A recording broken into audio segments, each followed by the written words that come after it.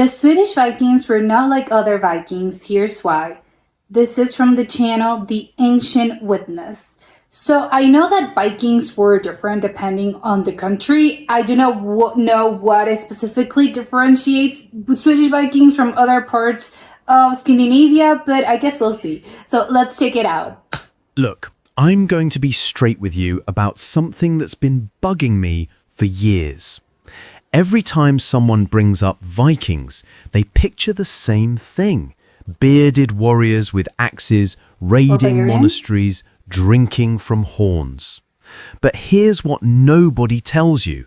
The Swedish Vikings were playing an entirely different game than their Scandinavian brothers. While Norwegian Vikings were discovering Iceland and Greenland, pushing into the frozen Atlantic, and while Explorers? Danish Vikings were conquering England and building Conquerors? empires, the Swedish Vikings, they were halfway to Baghdad. Oh. They were founding what would become Russia. They were serving as the personal bodyguards of Byzantine emperors. They were everywhere. And here's the kicker. The name Russia itself probably comes from the Swedish Vikings. One of the world's largest countries is my literally God. named after these guys. By the end of this video, you're going to understand why the Swedish Vikings were different from their Norwegian and Danish brothers. How they were the most commercially sophisticated, the most politically complex, and arguably the most influential Vikings in shaping the medieval world. Now, before we dive in, we need to establish the baseline. Yes, Swedish Vikings shared some things with their Norwegian and Danish cousins. They were Vikings. They all spoke Old Norse, worshipped the same gods, Odin, Thor, Freya, Same and culture. built longships. They had the same three-tier social structure, with jarls at the top, carls in the middle, and thralls at the bottom. But the Swedish Vikings took this common foundation in a radically different direction. And it all started with one simple fact. Geography is destiny. While Wow. Norway had mountains and fjords that forced people west across the Atlantic, and Denmark sat at the gateway to Europe with rich farmland, Oh, yeah, sure. Sweden had something else entirely: access to the east. The Baltic Sea It's true. and the river systems of Eastern Europe became Swedish highways. The Dvina, the Dnieper, the Volga. These massive rivers could take you all the way to Constantinople, to the Black Sea, to the That's Caspian crazy. Sea. But true. And the Swedes realized something that changed everything. There was more money in trade than in raiding. Oh, yes. In the east, they became known as the Rus, or the Varangians. That's That name Russians. Rus, which probably comes from the Finnish word for Swedes, Rutsi, that's where we get Russia. The Swedish Vikings... Whoa. So it means that Russia, the word Russia technically meant Swedish way back in those days. That's a crazy concept to me. That's insane. Vikings didn't just visit Eastern Europe. They founded the cities, established the ruling dynasties, and literally gave the region its name. That's insane. Around 862 AD, according to the Russian Primary Chronicle, Slavic tribes were fighting among themselves so viciously that they invited a Swedish chieftain named Rurik and his brothers to come rule them. Swedish Vikings became the ruling class in what would become Kievan Rus, establishing a dynasty that governed these lands for centuries. So But founded here's by what's Sweden. fascinating. Within a generation or two, they'd assimilated. They adopted Slavic language and customs. They intermarried with local populations. That's This what wasn't does. conquest in the Danish sense, where you impose your culture by No. force. This was integration. The Swedes understood that to succeed Probably in for the the East, better. you had to become part of the East. Correct. Now, let's talk money, because this is where Swedish Vikings really distinguished themselves. Oh, the word rich. Archaeologists found tens of thousands of Arab silver coins, dirhams from Yeah. Islamic caliphates in Swedish hoards. Far more than they found in Norway or Denmark combined. They went further. Swedish Vikings were trading furs, amber, slaves, honey, and iron all the way Everything. to Baghdad and beyond. That's They just travel a lot down of the Volga kilometers. River, navigate hostile territories, and arrive at markets where Islamic merchants would pay premium prices for northern goods. And some went even further. They made it to Constantinople, the richest city in Christendom, and became the Varangian Guard, the elite bodyguard unit for Byzantine emperors. Byzantine emperors trusted these warriors Yeah, why more than them? their own subjects because the Varangians had no political No ambitions skin in in the court. game. They just wanted gold. And they earned Literally, it by that's being the quite most smart. feared warriors in the empire, wielding massive two-handed axes. But back home in Sweden, the political situation was completely different from Denmark or Norway, and this is crucial to understanding Swedish Viking culture. Sweden, as a unified kingdom, didn't really exist during most of the Viking Age. You had the Svea in the north, around Uppsala, and the Gotar in the south. Real power wasn't held by kings. It was held by Who held it? aristocratic magnates, wealthy noble families who controlled land and trade. Always where In the money Denmark, is. the king could command massive public works projects. In Norway, power was hyper-local and violent. But in Sweden, the king couldn't Violent? do much without the approval of the powerful aristocracy. There are accounts of Swedish nobles overruling their king on major decisions, particularly You about could do that? religion. Oh, The Swedish aristocracy was more like a merchant oligarchy than a warrior nobility. Their wealth came primarily from controlling trade routes and commercial networks, not from raiding or conquest. And you can see this aristocratic power in the archaeological record. Sweden says. has over 3,000 Viking Age runestones. Denmark lot. has about 250. Norway, around 50. oh wow. Why I thought there were such a more. massive difference? Because Swedish noble families needed to proclaim their status and assert their claims to land and power. Do you need to show These off? runestones were advertisements. This land belongs to our family. Our ancestors are important. We have wealth and legitimacy. The inscriptions tell incredible stories. He died in the east with Ingvar's army. He traveled to Greece. And These weren't you know boasts this? about raids. These were records of commercial expeditions, crazy that of they're men still who there. traveled enormous distances for trade and mercenary service. That's The incredible. Gotlandic picture stones are even more spectacular. The most famous is the Changvide stone, which shows a warrior on an 8-legged horse, probably Odin on Sleipnir, Oh, being okay. greeted by a Valkyrie. oh my. Below that, a ship Yes, I'm from Odin full of itself. warriors. It's a complete visual representation of Viking afterlife belief. Die bravely, sail to Valhalla, feast with the gods Okay, forever. okay. Now, You'll be granted let's the talk about entrance. religion, because this is where Swedish Vikings get really interesting. While Denmark and Norway converted to Christianity, Sweden held on to paganism longer and more fiercely than anyone I else love in that. Scandinavia. The temple at Uppsala was the major pagan sanctuary of the Norse world. It was the center of Swedish religious, political, and legal power. Adam of Bremen described Uppsala as having a golden temple with 3 god statues, Well, they have the Thor money. in the center, flanked by Odin and Freya.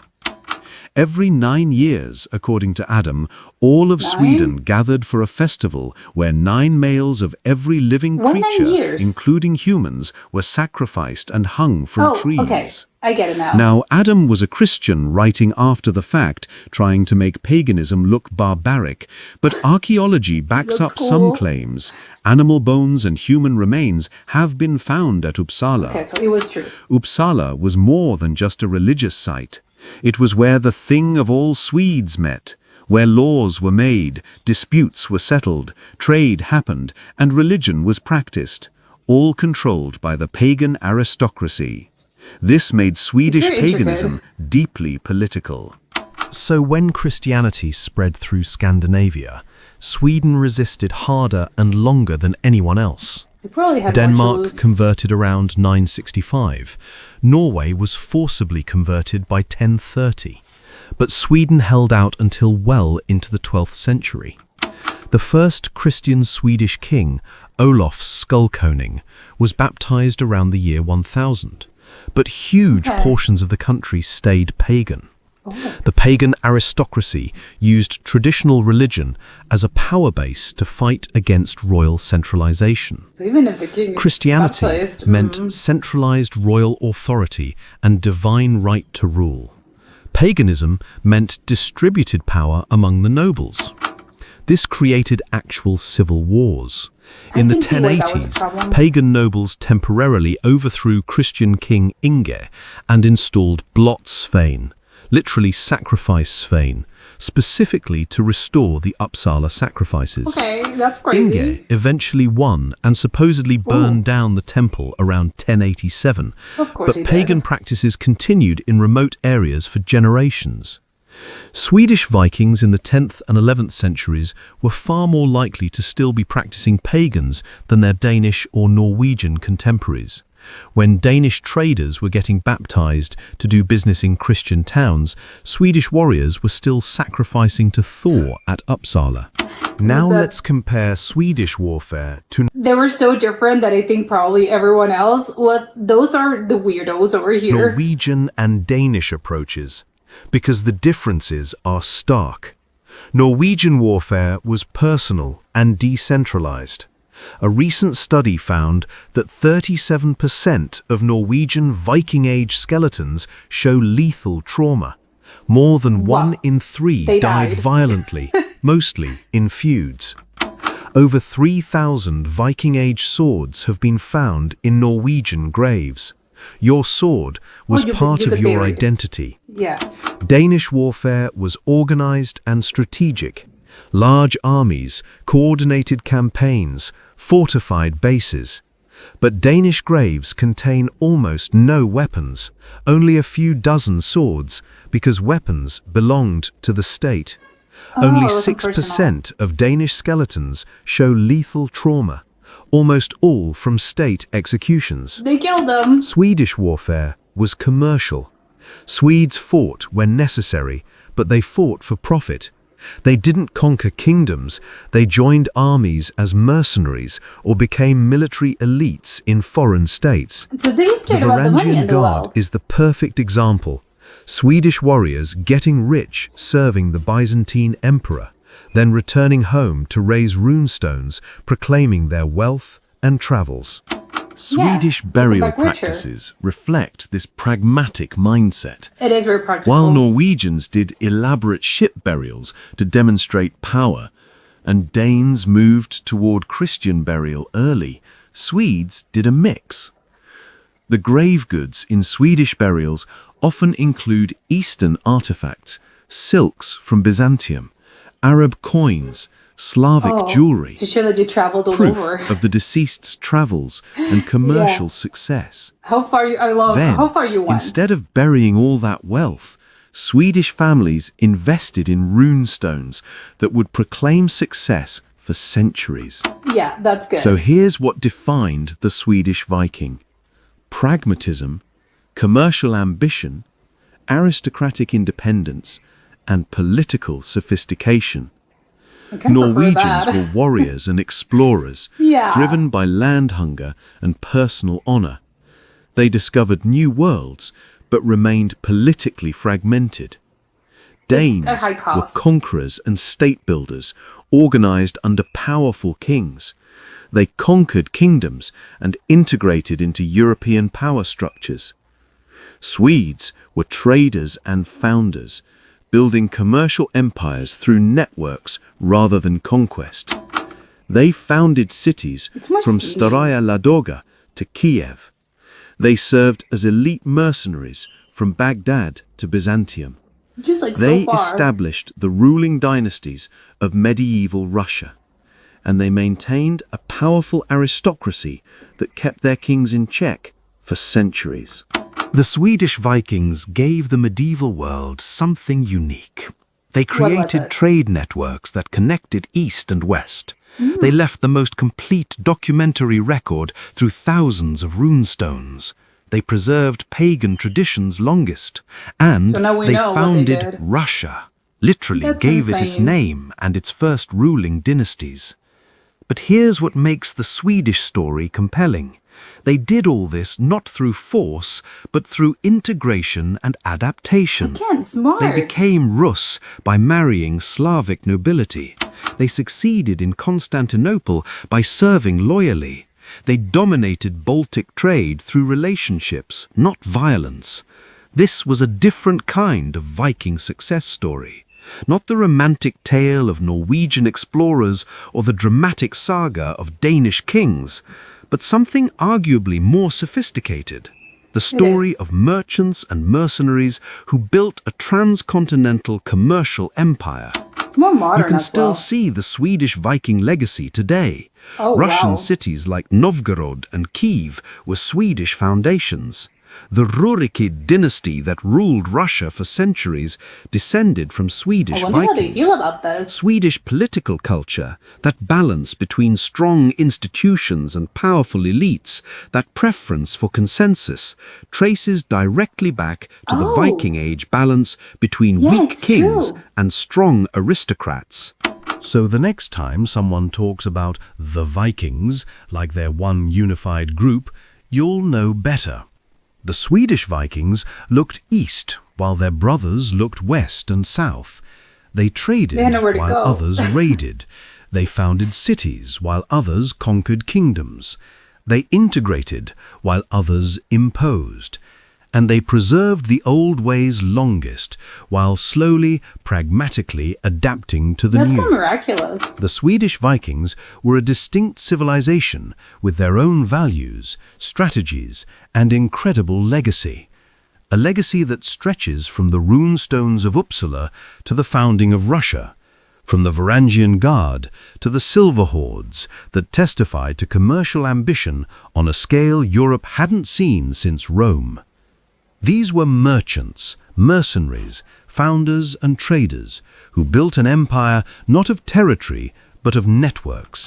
And in many ways, their approach was the most modern, the most sustainable, Exactly. and the most influential of all the Viking peoples. It is. The Yeah, Viking it's Age insane. wasn't one story, it was 3 parallel stories. And the Swedish chapter?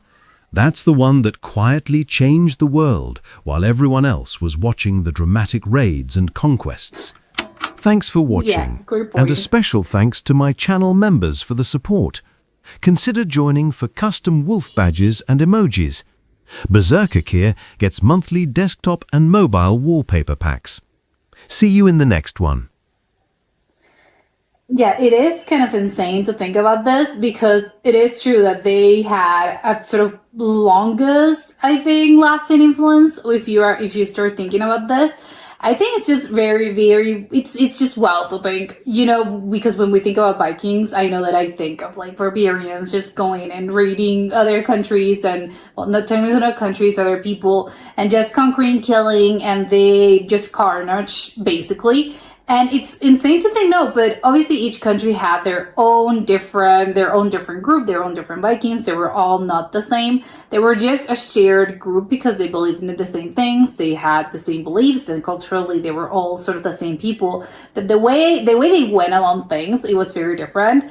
I think I kind of prefer the Swedish ones. I just like, because obviously it's more akin to how modern sort of society and sort of how this modern mind works, because it's better to, you attract bees. Would you attract more bees with honey, right? So it's kind of like that concept of we're going to slowly integrate into society, into like this society. We're not coming into, with violence or just with the mindset of we're conquerors and, violence and all of that. Because obviously, that brings more problems, basically. And I think they knew this, which is kind of insane to think they knew this 1,000 years ago. And I think I like their strategy a little bit better of just, again, slowly infiltrate this society, even though, of course, it's not as if maybe it wasn't like a spy situation. But I think it's just a little bit better As in the whole, they barely realize that we're there already, and then by the time they do, it's gonna be too late. And instead of imposing and being all, you are pagan now, these are your gods now.